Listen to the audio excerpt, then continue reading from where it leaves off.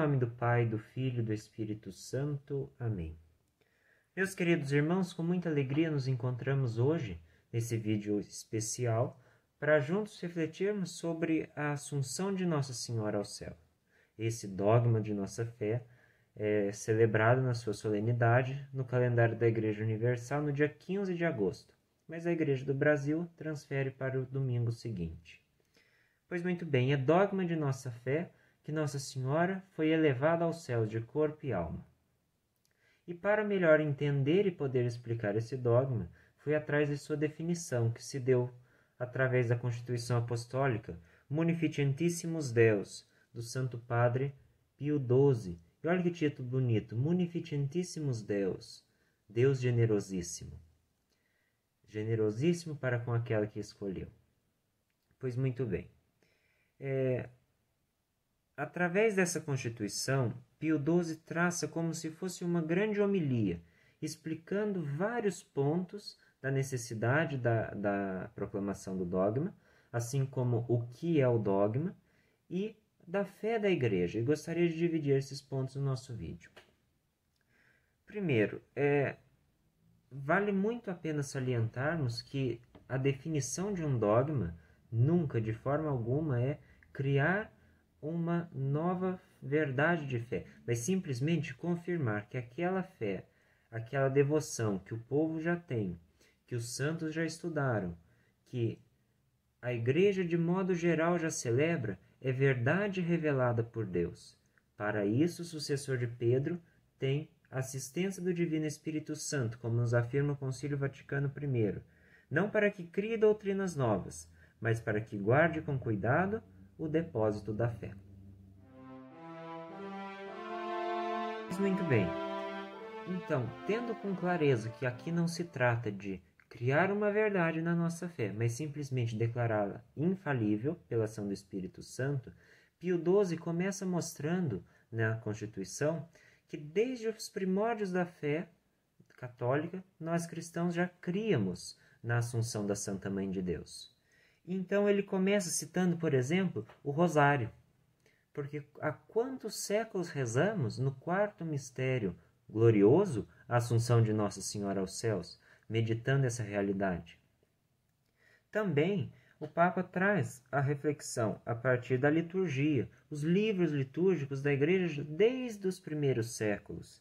Também cita o pensamento dos teólogos como os grandes santos doutores da teologia escolástica, Santo Tomás de Aquino, São Boaventura, Santo Alberto Magno.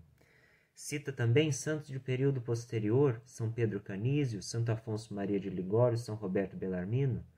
E muito me chamou a atenção, para exemplificar, uma frase de São Francisco de Sales, que diz assim, que já que Jesus honrou perfeitamente sua mãe, obedecendo ao quarto mandamento, como ele não a levaria para o céu?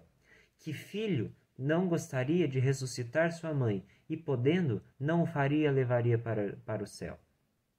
Pois bem, essa é uma das reflexões que São Francisco de Sales traz.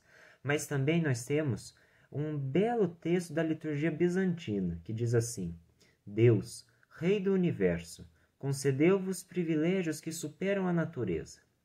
Assim, como no parto vos conservou a virgindade, assim no sepulcro vos preservou o corpo da corrupção, e o conglorificou pela divina translação. Vejam, meus irmãos, a fé dos santos, a fé da liturgia, a fé dos primeiros cristãos que já tinham certeza. A Virgem Maria foi elevada aos céus de corpo e alma. Seu corpo não passou pela corrupção terrena, mas foi glorificado, como diz Santo Antônio de Pádua, foi ressuscitado e elevado para a glória do céu por meio da ação de Cristo, no Espírito Santo. Pois muito bem. A partir disso, os teólogos, de modo geral, eles tinham uma razão fundamental para basear toda a explicação da Assunção da Mãe de Deus, que é a seguinte. O amor filial de Cristo o faria querer a Assunção de sua mãe ao céu. Jesus amando tanto a Virgem Maria e querer que ela estivesse junto de si, na glória celeste. E então, a exegese, ou seja, o estudo da Sagrada Escritura, com os teólogos, sobretudo na Idade Média, vão nos mostrar vários tipos, ou seja, pequenos textos, versículos que se referem a uma realidade posterior ou superior. Como, por exemplo, o Salmo 44 da liturgia de hoje, à vossa direita se encontra a rainha. Quem é essa rainha? A Virgem Maria. Quem é o rei? Jesus. Ou também o Apocalipse de São João, no capítulo 12, a mulher revestida de sol, com a lua debaixo dos pés, coroada de 12 estrelas, é a Virgem Maria. Mas, sobretudo, naquelas palavras singulares que repetimos todos os dias, os teólogos dão a explicação mais palpável para a assunção da Mãe de Deus ao céu. Ave cheia de graça, o Senhor é convosco. Porque, ao complemento daquela plenitude de graça, o mistério da Assunção acontece. A Virgem Maria, sendo cheia de graça, ela está totalmente unida a Deus. E por isso nós podemos perceber que a Imaculada Conceição da Virgem Maria está totalmente associada à sua Assunção. Porque é ela que, por graça de Deus, por ser plena de graça, graça plena, foi preservada da mancha do pecado original, agora, no fim de sua vida terrena, no fim de sua peregrinação, é elevada ao céu de corpo e alma como um privilégio sobrenatural, como um privilégio extraordinário de Deus, que a amou, que a escolheu e que a fez plena de graça, porque o Senhor é com ela, como nos diz o anjo e nós repetimos na Ave Maria. E ela, que esteve sempre presente com Cristo, também poderia participar de sua glória e ressurreição. E assim nós cremos que o Senhor a elevou e a fez digna de participar. E também podemos, então, contemplar a realidade da vitória sobre o pecado e a morte. Já no século II, os santos padres apresentam a Virgem Maria como a nova Eva, intimamente unida ao novo Adão, na vitória, na luta e na vitória contra o inimigo infernal. E já que ele venceu o mal e a morte, através de sua paixão, morte e ressurreição, também eleva a Virgem Maria a participar de sua glória. E assim vai dizer o documento: assim como a ressurreição gloriosa de Cristo constituiu parte essencial e último troféu desta vitória, assim também a vitória de Maria Santíssima, comum com a do seu Filho, devia terminar pela glorificação de seu corpo virginal. Cristo, com sua vida, morte e ressurreição, venceu o pecado e escorraçou com o demônio, destruiu toda a força do inimigo e do maligno. A Virgem Maria também o fez. Unida aos méritos de Cristo, por esses mesmos méritos, ela foi considerada digna e elevada a participar de sua glória e ressurreição. Pois muito bem, depois então de um longo caminho, onde nós contemplamos a fé dos primeiros cristãos, o estudo teológico, as homilias e citações dos grandes santos e doutores, os indícios na Sagrada Escritura, a necessidade de percebermos o combate espiritual, o Papa Pio XII declara solenemente esse dogma da Assunção, unido aos bispos do mundo todo.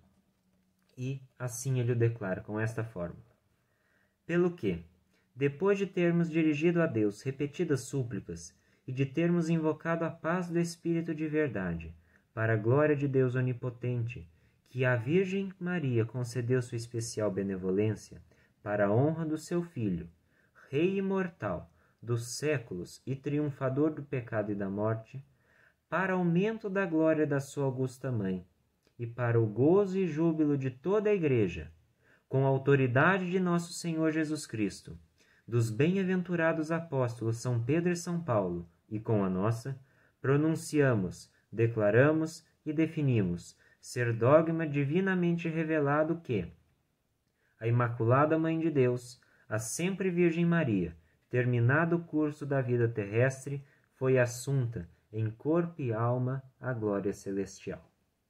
Assim foi definido o dogma da Imaculada Conceição, que os cristãos já criam desde o primeiro século, o segundo século, que foi crescendo, amadurecendo, e há 70 anos foi definido.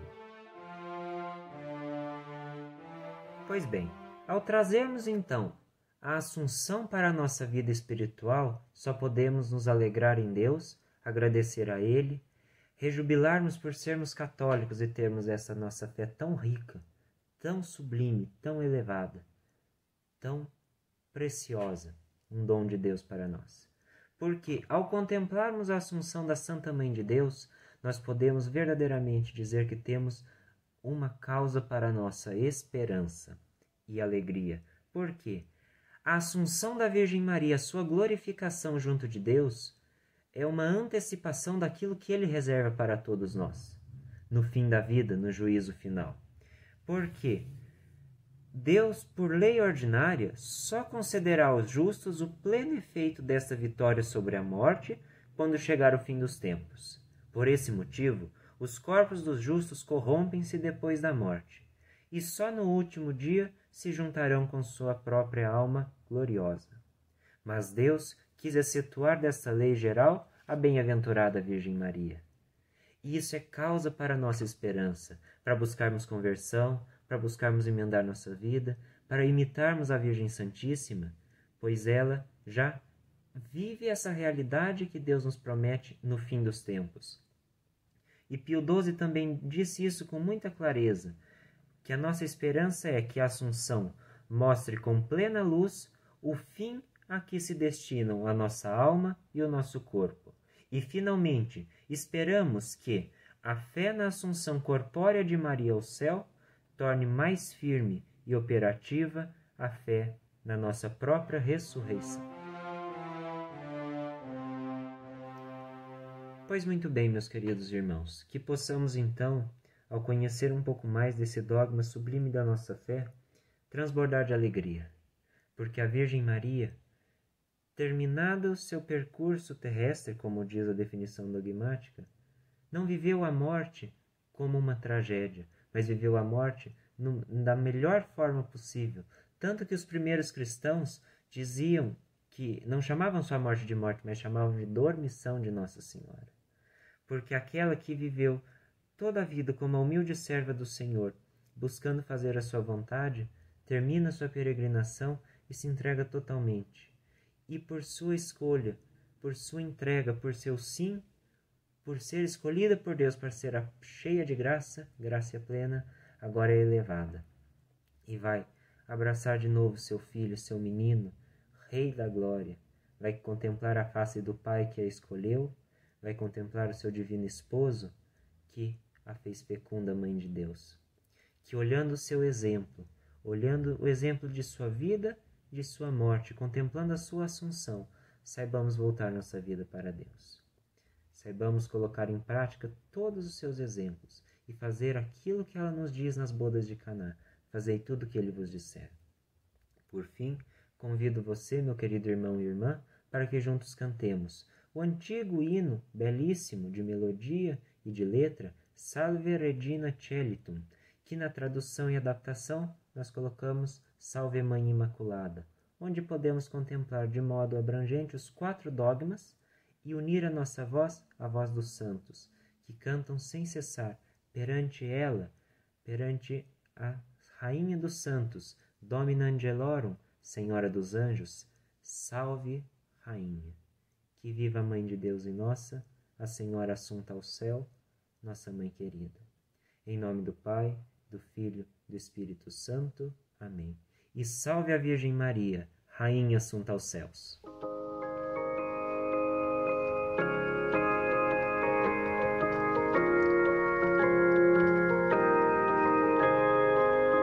Salve Mãe Imaculada.